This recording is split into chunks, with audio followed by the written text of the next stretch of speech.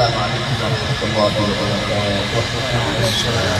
Bismillah, alhamdulillah, wassalatu wassalamu ala rasulillah wa ala alihi wa sahbihi wa mawalah.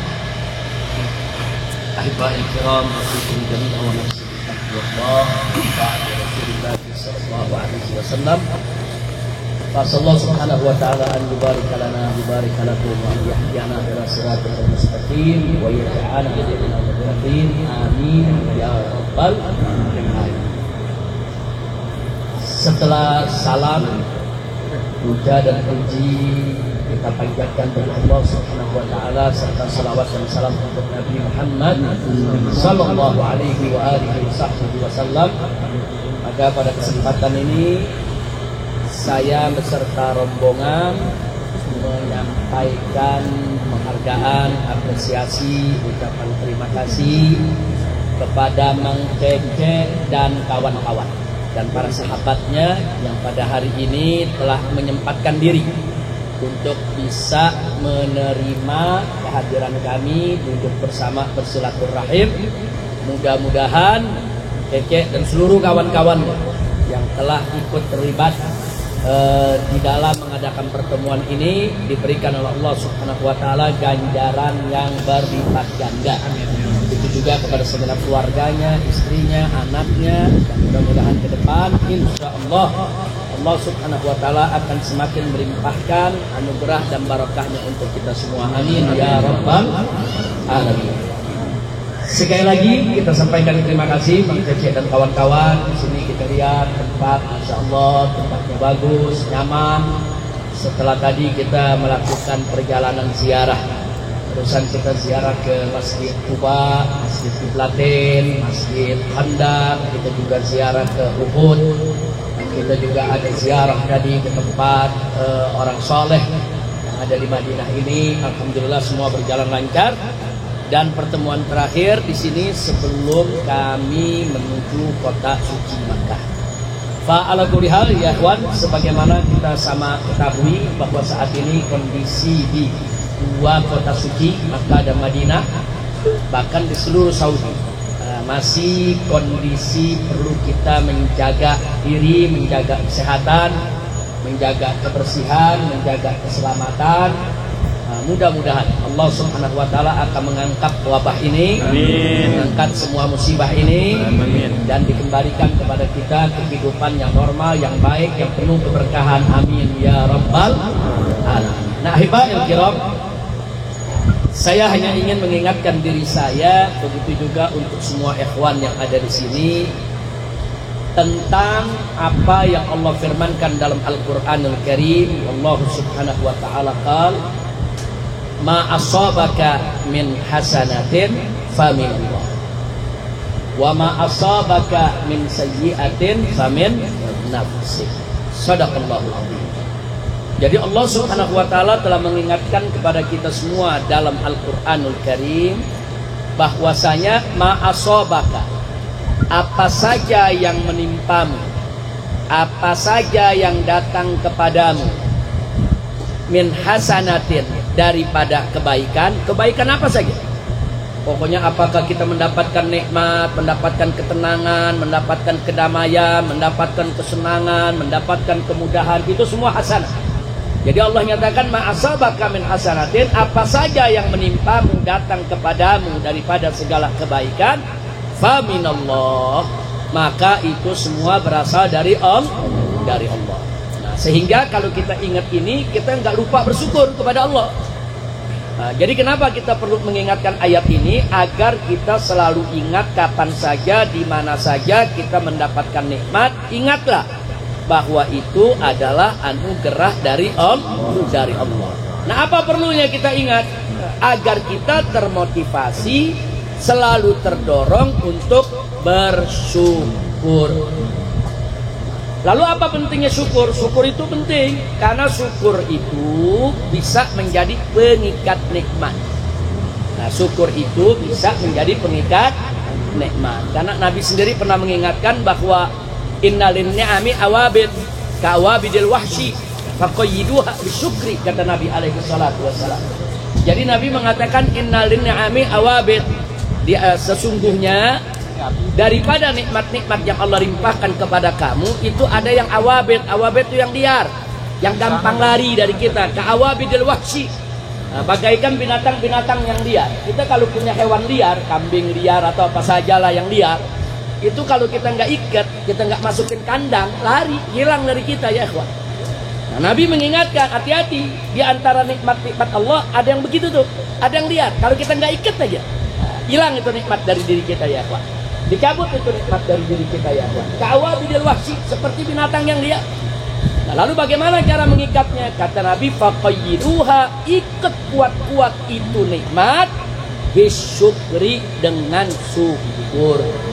Jadi artinya berdasarkan hadis ini, syukur nikmat itu adalah pengikat nikmat. Supaya nikmat tadi nggak lari dari kita.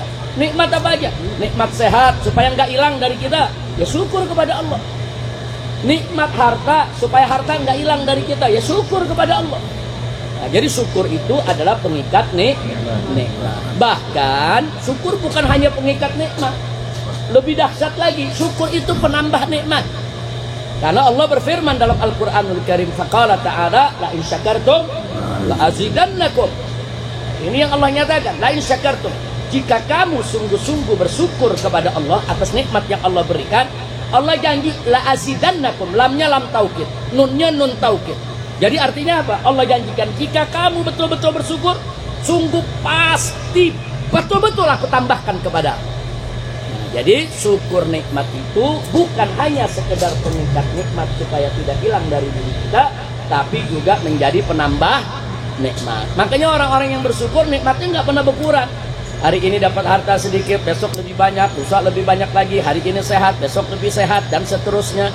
Hari ini ilmunya sedikit, bersyukur kepada Allah, besok ilmunya bertambah. Makin lama makin luas dia punya ilmu, terus bertambah, terus Allah tambah. Kenapa? Karena itulah janji Allah Subhanahu wa ta'ala. Ingat, innallaha la yukhliful mi'ad. Allah tidak pernah dan tidak akan pernah mengingkari janjinya.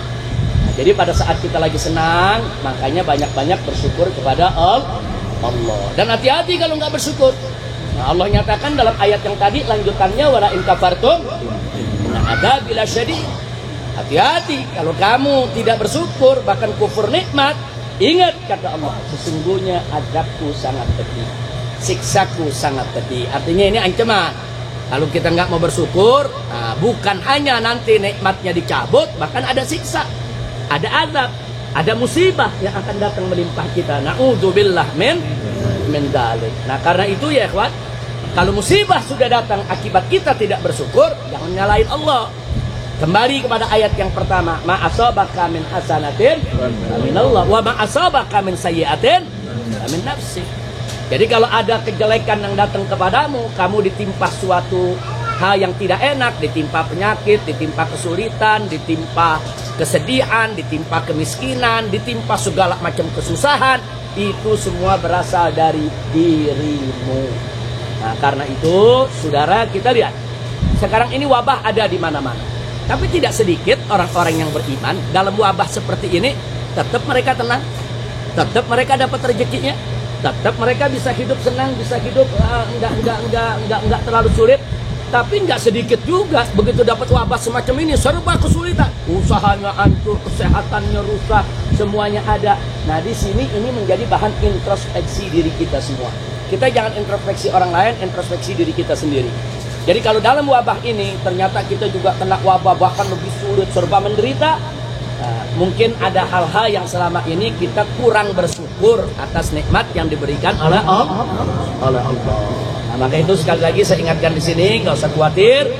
Wabah yang datang ini, saudara, insya Allah ini merupakan ujian buat kita, sekurangnya merupakan peringatan. Insya Allah jangan sampai ini menjadi adab, menjadi siksa. Na'udzubillah min dzalik. Nah, maka itu sebelum saya akhiri, saya ingatkan semua bahwa kalau musibah datang kepada kita semua, musibah itu kita bagi menjadi tiga. Jadi banyak orang bertanya, ini sebetulnya musibah yang datang nih, ini adab bukan sih? Nah, cara jawabnya pertama saya menjelaskan dulu.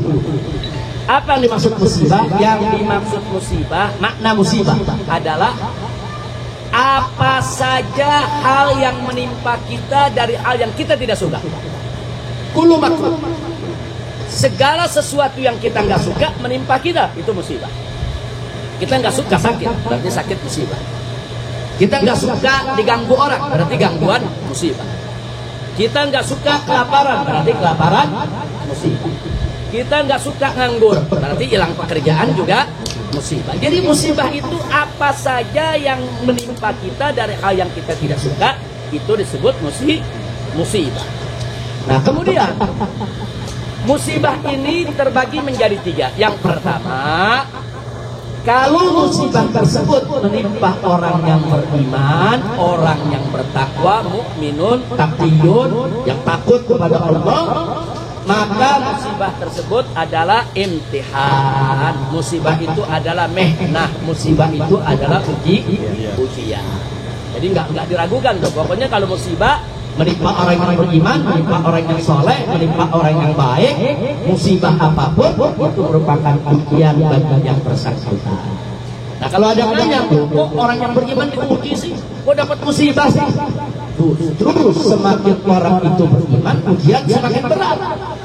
Nabi mengatakan dalam satu hadis yang lain, saudara, inna asaddan nasi balaan al-anbiya, tsumma awliya, tsumma ulama, tsumma al-amsal fal-amsal.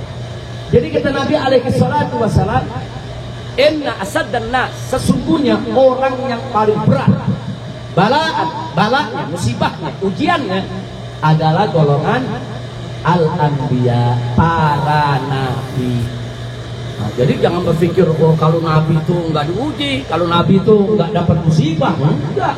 Nabi justru musibahnya lebih berat ujiannya, saudara. Nah yang kedua setelah nabi siapa? Aulia, para aulia atau para ulama ya, itu juga berat. Nah kemudian al-amsal fal-amsal, kemudian yang seperti mereka. Jadi artinya apa? Makin kuat iman seseorang, makin luar biasa ujiannya. Nah kalau pertanyaannya kenapa mereka harus diuji ya ikhwan? Jawabnya li raf'i darajatihim indallah, untuk diangkat derajat mereka di sisi Allah. Makanya para nabi yang dapat ujian-ujian berat, saudara, dijuluki ulul azmi. Nah, kenapa? Karena memang ujiannya berat, kedudukannya juga tinggi dibandingkan para nabi yang lain. Dan nabi kita kedudukannya paling tinggi karena ujiannya dahsyat yang dihadapi oleh Nabi alaihi salatu wassalam. Loh, kenapa nabi kita keujiannya lebih dahsyat dibandingkan para nabi yang lain? Karena nabi kita diutus oleh Allah untuk seluruh bangsa, untuk seluruh umat manusia. Sementara nabi-nabi yang lain diutus hanya untuk bangsanya sendiri. Tentu yang diutus untuk seluruh bangsa, lebih berat tugasnya, saudara, bebannya, saudara. Nah, jadi sekali lagi ujian itu, saudara, kalau tadi ada yang bertanya, kok orang yang beriman diuji sih, kok orang yang beriman dapat musibah sih? Nah, justru makin beriman, makin berat ujiannya. Yang kedua ujian itu kalau menimpa orang Islam, dia Muslim, dia orang baik, cuman kadang-kadang masih suka lalai, kadang-kadang masih suka terpleset berbuat dosa. Jadi tingkatannya bukan tingkatan yang kayak tadi tuh. Kalau yang tadi kan mukminun taqi, mukmin yang betul-betul takwa, takut kepada Allah. Kan ada derajat di bawahnya ya ikhwan. Dia muslim, secara umum dia baik, dia sholat, dia puasa, tapi kadang-kadang dia suka berbuat dosa juga ya ikhwan. Nah, orang-orang semacam ini kalau dapat musibah, maka musibah itu adalah indah, tahdzir, peringatan dari Allah Subhanahu wa taala. Nah, jadi kalau yang kelompok kedua ini kalau dapat musibah itu peringatan. Kenapa mereka diperingati oleh Allah? Karena Allah masih sayang sama mereka. Allah cinta sama mereka. Untuk apa mereka diberikan peringatan? Saudara, liyatubu ilallah, supaya mereka bertobat kembali kepada Allah. Nah, manakala mereka bertobat kepada Allah, maka musibah yang mereka dapat fungsinya adalah tathhiran lidzunub. Nah, sebagai pencuci dosa.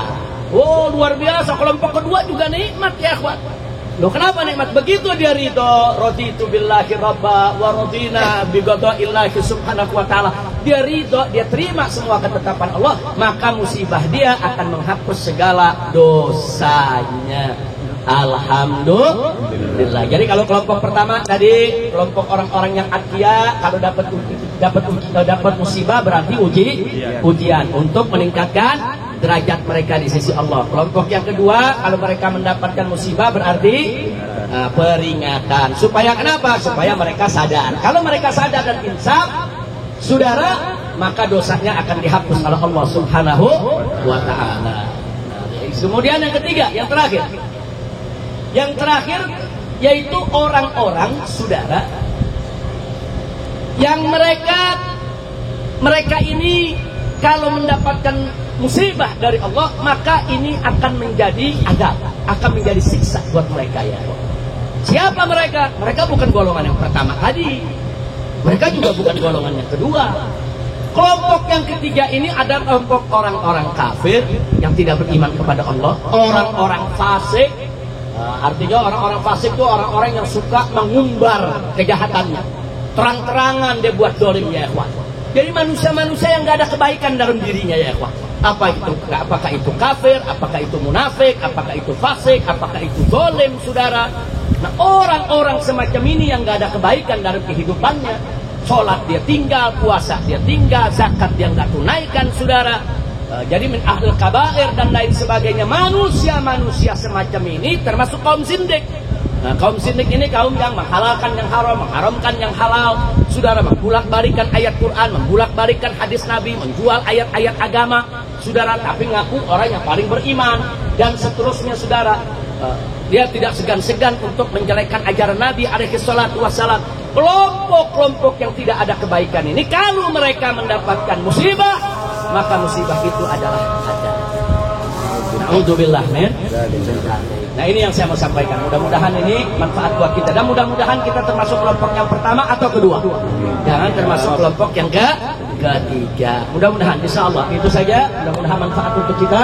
Sudah masuk adzan, kita sholat zuhur berjamaah di tempat ini. Itu saja.